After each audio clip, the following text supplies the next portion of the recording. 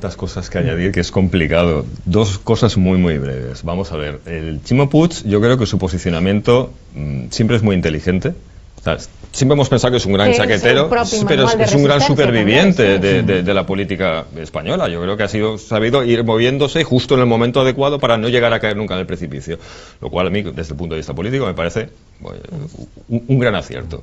De hecho, yo creo que el gran acierto de Ximo Puig no es el gobierno del Botànic, ni mucho menos. Es la necesidad de que Ximo Puig apoye o consiga encaminar o encauzar el apoyo de Teruel existe para que ahora mismo pues Sánchez tenga una investidura con más o menos peso de la presencia.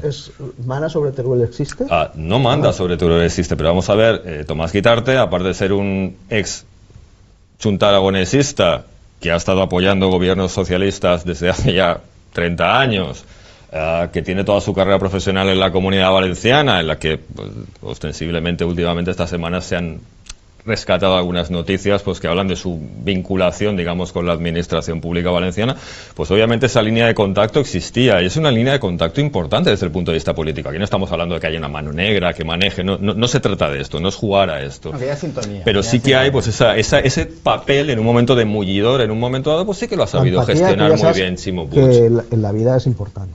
En la política también, pero en la vida es muy importante. Por supuesto. Y Ximo Puig ha sido capaz, en este caso, de desde una forma oscura, sin darse de presencia, conseguir ponerte una posición y decir, yo puedo ayudar en esta investidura en un momento dado. Y es una parte, pues eso, sin luz, ¿no? Sin luz y castigo. Yo creo que esa parte es la inteligente de Ximo Puig en su actitud. Entonces, desde ese punto sí.